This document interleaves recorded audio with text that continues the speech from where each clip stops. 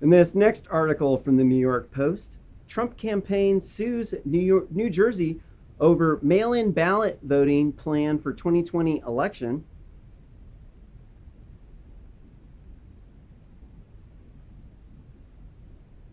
President Donald Trump, the king of memes, re-election campaign, sued New Jersey over the governor's plan to do mail-in ballots for every voter in the state in November.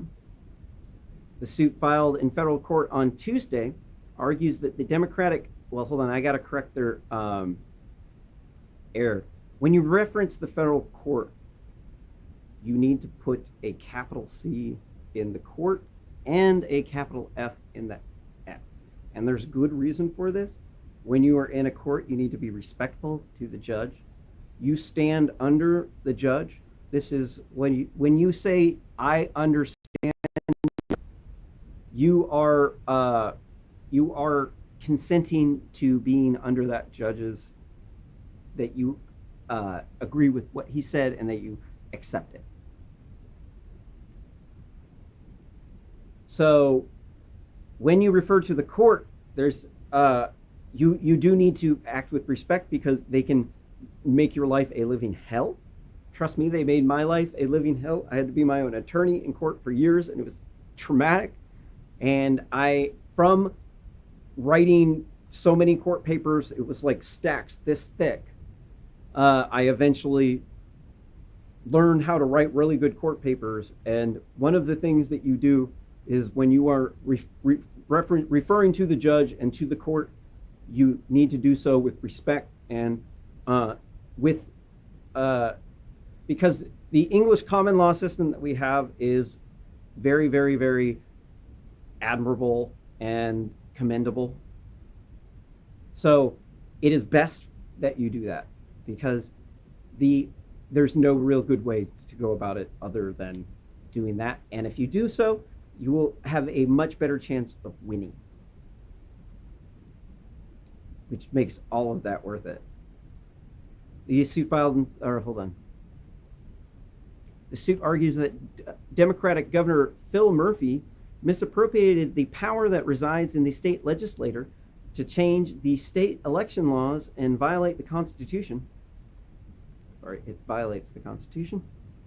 Quote, in his haste, the governor created a system that will violate eligible citizens' right to vote, end quote, the lawsuit says, quote, by ordering universal vote by mail, he has created a recipe for disaster. Fraudulent and invalid votes dilute the votes of honest citizens and deprive them of the right to vote in violation of the 14th Amendment. And nobody is talking about this, but what I have been arguing is that you have a right to free speech on public property. I live in Oregon where we have all mail-in ballots, and I have never I've lived in Oregon almost my entire adult life. I've never voted anywhere else, and I've never had the ability to go to a polling station. And a lot of times I fill out the ballot without looking into things very deeply. And if I went to a polling place, I would be able to engage in effective free speech on public property. And I would be able to learn about the things that I did not learn about before I go and I do the exceedingly important thing for our democracy, voting. Another thing that people don't bring up is that when you do all vote by mail, people are susceptible to voter intimidation. People will fill out their ballots in groups of people, and when people have peer groups, often one person in the group will control one or more other people in the group. A boyfriend and girlfriend or husband and wife or other domestic partner might control the other partner or family member, child, son, mother, daughter, and they will intimidate that voter into voting or not voting the way that they want.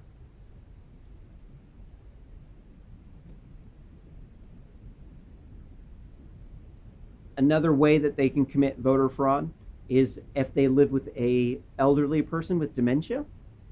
They can take that they can fill out the elderly person's ballot, and then they can tell the person that they forgot to sign their ballot, and the person will have a memory impairment and will not be able to remember that they filled it out, and they'll just sign it. Another method that they can use to commit voter fraud is by stealing your ballot at the last minute. The ballot will oftentimes sit at the table, and people with Trump derangement syndrome will have a lot of opportunities that they could steal the ballot. Yes, you can get another ballot, but this is a step that you have to go through, and oftentimes people do not go through this step. Another way that they can commit voter fraud is by taking multiple ballots and cutting them up and then stitching them up into one. They can take basically they file to have another ballot sent to them. They will take the ballot that's been signed, and then they will fill out a ballot, and then they will cut them together. So these are very compelling reasons as to why vote by mail is inherently undemocratic and is illegal under the United States law system.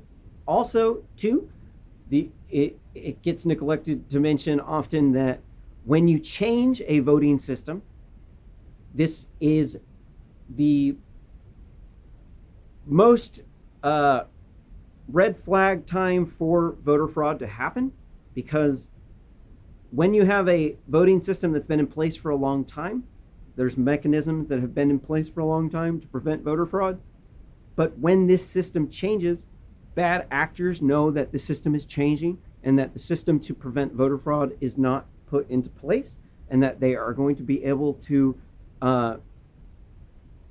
interfere with that election.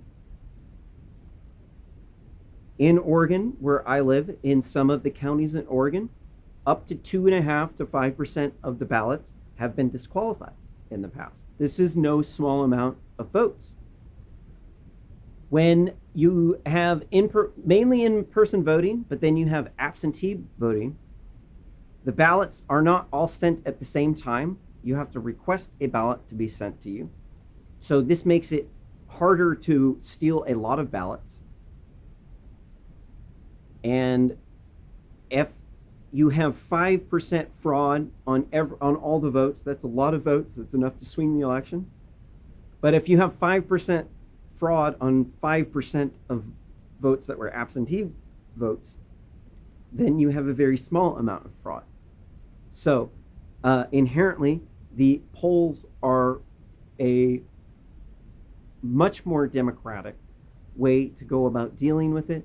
And in the United States, it is your right to free speech on government property. And if the state abridges those times by reducing the times, places, and manners in which you can speak in public property, polling is a essential means of democracy that is speech that you do on public property. And this is being taken away from you by corrupt Democrats who have Trump derangement syndrome, who will commit voter fraud. They will do just about anything. They'll murder people, riot, loot, destroy their own city, because they think it's the racist Republicans in those poor rural states holding down them African American, the Wham-Man, and the Kleenex in those Democratic shithole big cities